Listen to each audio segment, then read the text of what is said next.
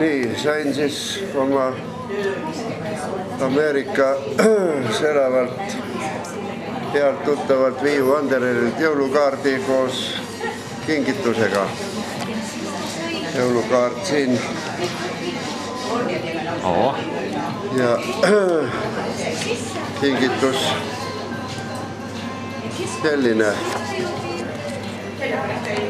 Gulag on.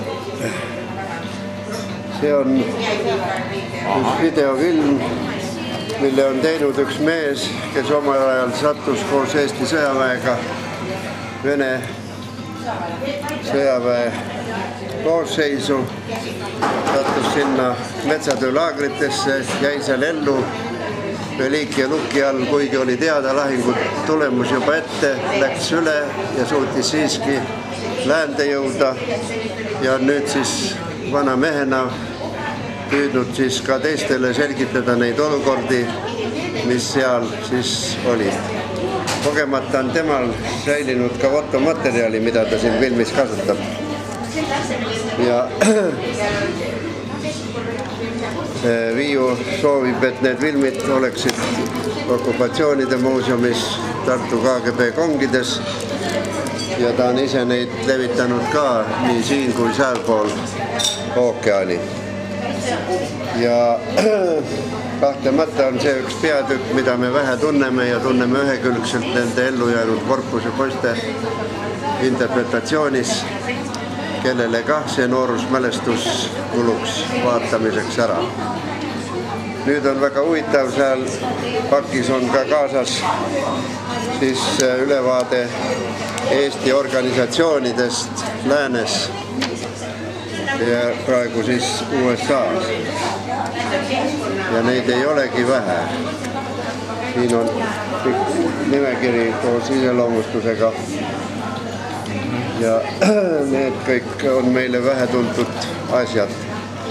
Ja siis on väga meeldiv saada sellise ürituse osaliseks, mida on Lakewoodis siis korraldatud vabadussõja alguse puhul, aastapäeva puhul ja kus siis on täitsa korralikult trükituna siis olemas siis sellised leheküljed.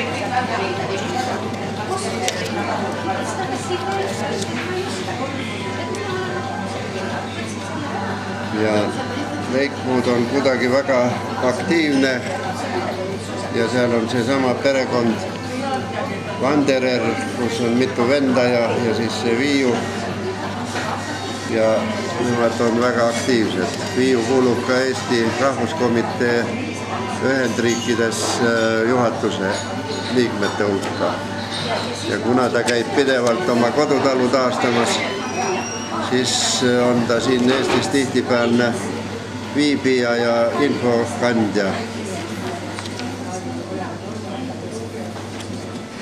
vot siin on mingi grupi pilt. Aha, no jah, ma siit poolt ei näinud.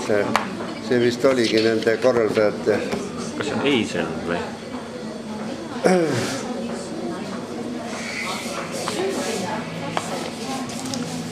Ja tegeldaks ka kultuuri nagu vahendusega ja sellist asja pakutakse ka siis ingliskeelsele publikule.